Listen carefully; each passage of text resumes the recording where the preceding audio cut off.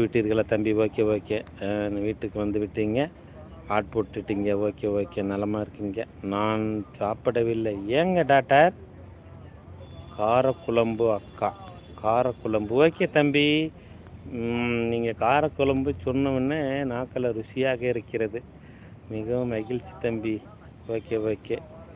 நான் சாப்பிடவில்லை. ஏங்க டாக்டர்? போய் சாப்பிடுங்க, சாப்பிட்டு தூங்குங்க. நான் வரத்துக்கு லேட்டாகும். ஓகேவா டாக்டர்? போய் படுத்து உறங்குங்கள். நான் வந்து பெல் அடிக்கிறேன், காலிங் பெல்லை. ஓகேவா? இன்னும் தோசை அம்மா ஊற்றி கொடுக்கல, அதனால தான் சாப்பிடலை.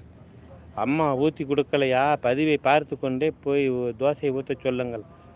வாங்க அண்ணா, சேர்ந்து சாப்பிடலாம். அப்படியா தம்பி?